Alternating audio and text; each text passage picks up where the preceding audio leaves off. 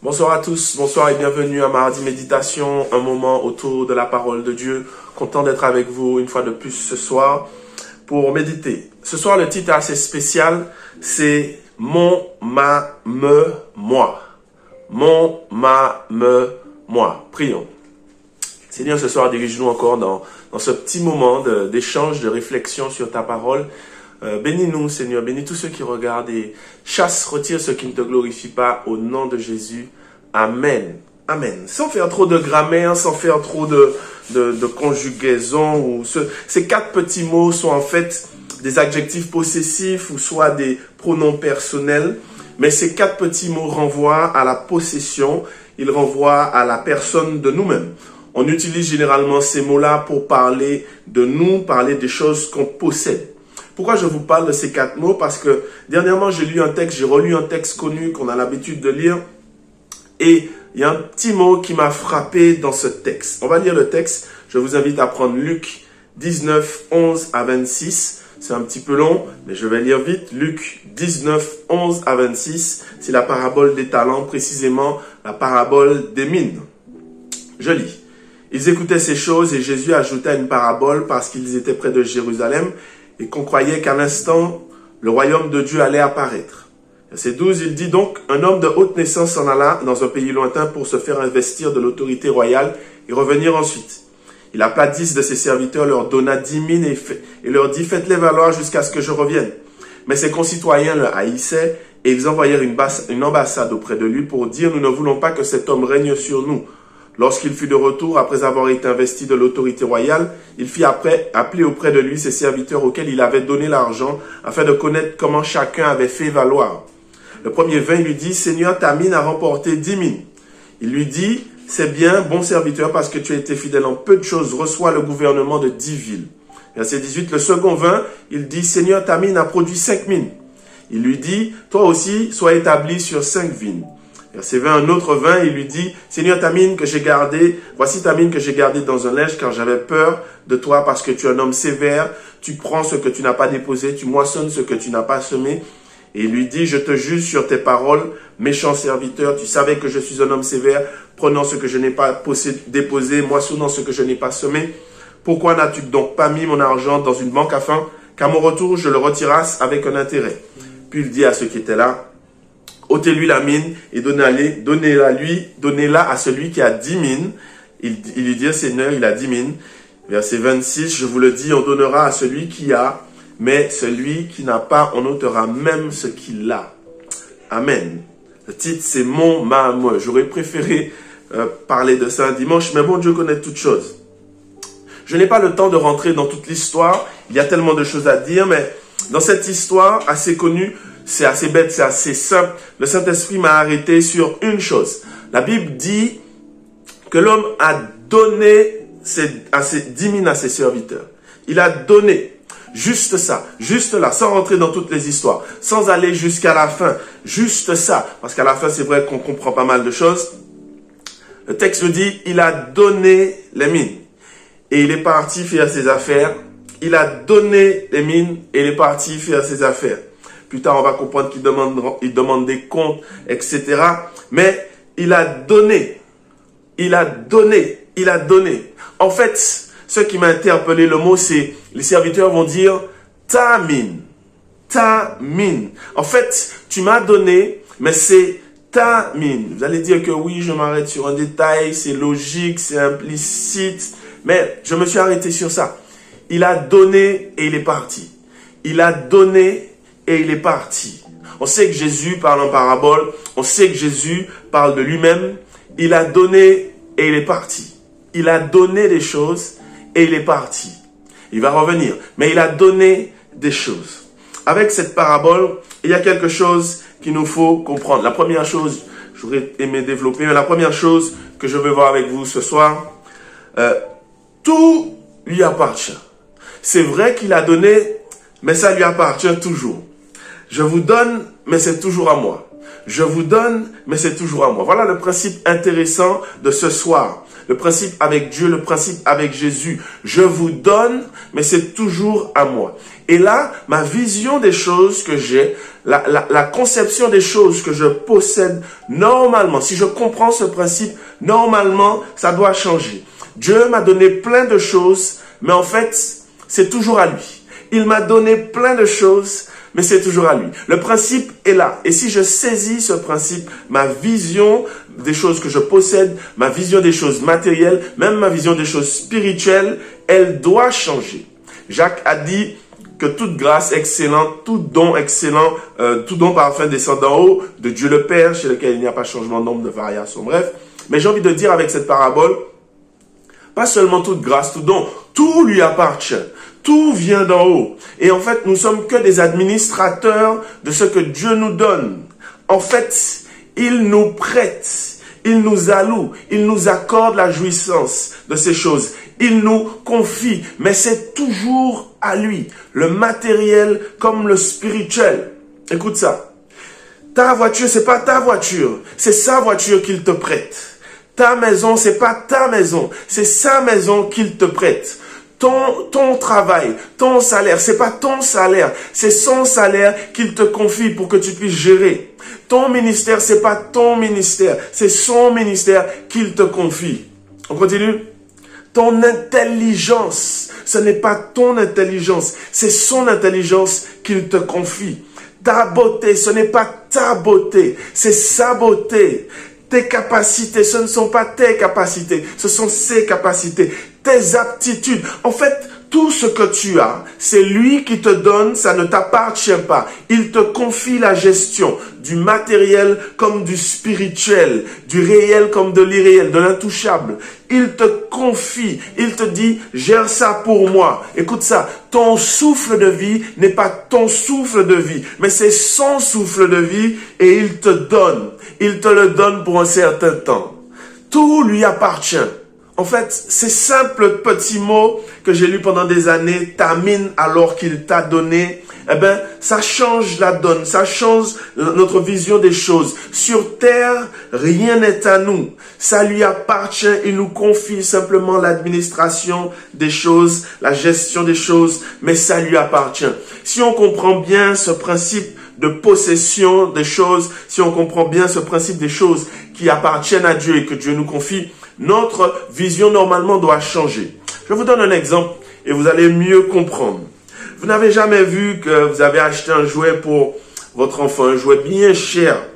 Et quelques mois après, l'enfant abîme le jouet, il casse le jouet. Et quand tu lui fais la remarque, tu dis, qu'est-ce que tu fais là? Et il te dit, oui, mais c'est à moi. Et là, certains parents, en tillé, ils vont dire, ou payer, est-ce c'est où qui paye? C'est une manière, traduction, est-ce qu'il y a quelque chose qui t'appartient ici? Qu'est-ce qu'il a payé? Une manière pour dire, c'est à toi, mais c'est moi qui l'ai acheté. Je te l'ai confié, je te l'ai prêté. Et souvent, on entend des gens dire, c'est ma vie, je fais ce qu'il veut. Dieu, du haut du ciel, il peut dire, tu as un souffle de vie qui t'appartient? Tu as un souffle de vie qui t'appartient? Ça lui appartient. Si on comprend le concept des possessions de Dieu qu'il nous prête, on doit voir les choses différemment. Encore un autre exemple. Avez-vous déjà prêté la voiture de quelqu'un et vous savez que cette personne, elle aime sa voiture? Je connais quelqu'un, ma femme et moi, on connaît quelqu'un qui lave sa voiture tous les jours. On pensait que ce concept d'homme qui aimait leur voiture plus que tout ça n'existe plus, mais on l'a vu, on connaît quelqu'un qui lave sa voiture tous les jours. Imagine que ce bonhomme-là te prête sa voiture. Démarrer seulement la voiture, démarrer, tu es en stress. Passer la première, tu es en stress. Tout au long, tu seras en stress. Mais quand bien même le stress finirait par passer parce que tu conduis bien, il y a quelque chose que tu vas garder en tête. Ce n'est pas ma voiture. Ce soir, je veux te dire, c'est pas ta voiture, c'est pas ta maison, c'est pas ton argent, c'est pas ton diplôme, c'est pas ton intelligence, c'est pas ta beauté, c'est pas ton ministère, ce n'est pas ton souffle de vie. Tout ça lui appartient et il regarde simplement comment tu gères ça. Souvent dans cette parabole, on a pensé à des ministères, à des dons spirituels. On pense à dons de ceci, à dons de cela. Mais moi, je crois que ça va plus loin. Tout ce dont nous avons, tout lui appartient. Ce soir, je veux que tu sois conscient de cette première chose. Tout lui appartient. Il regarde simplement comment tu gères. La deuxième chose, rapidement, que je veux voir avec toi ce soir, parce que sur ce mot qui m'a interpellé, écoute ça. Puisque tout lui appartient, on n'a pas d'autre choix que de nous tourner vers lui quand ça ne fonctionne pas. J'explique. À un moment donné, ma femme et moi, on a habité Ravin Touza. En fait, on était à Ducos et on s'est rapproché du centre. Et comme les logements sociaux, ça prenait du temps, on est passé par une agence immobilière et on a trouvé un petit appartement sympa.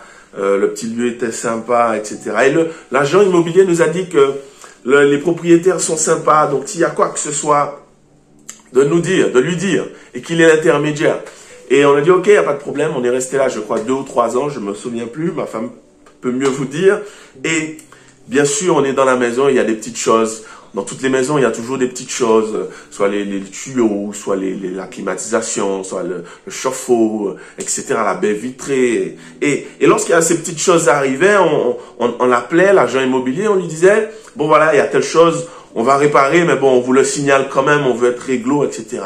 Et là, l'agent immobilier nous disait, non, ne faites rien, ne touchez à rien, je vois avec les propriétaires. À un moment donné, on a eu un souci avec les stores, etc. On a mis des stores, on voulait mettre des stores, on a dit, bon, on va les mettre, ça coûtait bien cher. Donc on a dit, bon, voilà, etc. Et comme ça coûte cher, il y aura tel loyer, on se disait, bon, on va pas payer pendant le temps qu'on a payé, puisqu'on paye les stores, c'est logique. Et là, le gars dit, non, ne faites rien, je vois avec le propriétaire. La deuxième chose que je veux te dire ce soir, vu que tout lui appartient, ce n'est pas à moi de chercher la solution du problème. Puisque tout lui appartient, c'est lui le véritable propriétaire. Donc c'est vers lui que je dois me tourner. J'ai un problème avec mon travail, avec le travail que tu m'as confié. Je me tourne vers toi. J'ai un problème avec la famille que tu m'as confiée. Je me tourne vers toi. J'ai un problème avec le corps que tu m'as confié, problème de santé. Je me tourne vers toi. J'ai un problème avec le don spirituel que tu m'as donné, le ministère que tu m'as donné. Je me tourne vers toi. C'est toi le propriétaire. C'est toi la solution. C'est toi qui connais la solution. Donc, même si, au pire, dis-moi comment faire. C'est toi le propriétaire. En fait, l'agent immobilier me disait que le propriétaire connaît son appartement, il fonctionne avec des ouvriers bien précis, il fonctionne avec des produits bien précis. Donc, c'est à lui de gérer. En d'autres mots, c'est comme s'il nous disait, le propriétaire, les gars, le propriétaire a plus de ressources que vous. Il a plus d'argent que vous. Il a plus de relations que vous. Il a plus de connaissances que vous. Laissez-le faire. Laissez-le gérer. Il gère d'abord et vous allez faire ce qu'il vous dit de faire. Ce soir, je veux te dire cette chose-là. Vu que tout lui appartient, tourne-toi vers le propriétaire. S'il y a un problème, il a plus de ressources que toi. Il a plus de relations que toi. Il a plus de connaissances que toi. Dieu a plus d'expérience que toi. Dieu a plus de maîtrise que toi. Dieu a plus d'autorité que toi. Demande au propriétaire, vu que tout lui appartient. En fait, ce n'est pas moi, mais c'est toi. C'est toi, Jésus. C'est toi, mon Dieu. Gère. Donne-moi la solution et je vais appliquer ce qu'il faut faire. Prions. Seigneur, ce soir, on vient à cette réalité avec ta parole qu'on n'a même pas exploitée totalement, mais juste termine. Les choses que tu as données aux serviteurs, les choses que tu as données à ces hommes. Ce soir, on comprend, on réalise que c'est toi qui donnes. C'est toi qui donnes la vie, c'est toi qui donnes la santé, c'est toi qui donnes l'argent, c'est toi qui donnes le travail, c'est toi qui donnes l'intelligence, c'est toi qui donnes les biens, c'est toi qui donnes la connaissance, c'est toi qui donnes. Tout t'appartient. Et ce soir, nous voulons être de bons administrateurs. Pardonne-nous quand nous avons cru que ça nous appartenait. Pardonne-nous quand on a mal géré les choses que tu nous as données. Même nos enfants, c'est à toi qu'ils appartiennent. Pardonne-nous quand on a mal géré tout ça. Mais ce soir, on veut se tourner vers toi parce que tu es le propriétaire. Donc, c'est toi qui as la solution. Seigneur, ce soir, je ne sais pas quel problème, quelle situation qu'une personne a, 2 personnes ont, mais gère. Dis, Seigneur, la solution. C'est toi le propriétaire, comme les propriétaires de notre appartement. C'est toi qui fixes les règles. C'est toi qui as les ressources. C'est toi qui as l'argent. C'est toi qui as la solution. Donc, ce soir, parle à tes enfants. Parle à ceux à qui tu as confié des biens, afin qu'ils puissent trouver la bonne solution, écouter la solution que tu leur donnes. Je te bénis, Père, et je te remercie parce que tu es excellent. En fait, nous sommes de passage sur terre, et tout ce que tu nous donnes, tu nous le prêtes pour qu'on puisse bien le gérer. Alors, Seigneur, prends plaisir quand nous faisons les choses bien et corrige-nous, dis-nous quand nous faisons les choses mal. Sois béni, Père, sois exalté et donne à quelqu'un l'esprit de sagesse, donne à quelqu'un l'esprit d'administration afin qu'il puisse bien gérer sa vie, bien gérer son souffle de vie, bien gérer son argent, bien gérer son corps, bien gérer ses enfants, sa famille. Donne-lui le souffle de vie, donne-lui le don de sagesse, l'esprit de sagesse, l'onction de sagesse pour gérer parfaitement, administrer ce que tu lui as donné. Sois béni, Père, sois exalté. Dans le nom de Jésus que nous t'avons prié. Amen. Que Dieu te bénisse, que Dieu vous bénisse. N'oubliez pas, rien ne nous appartient.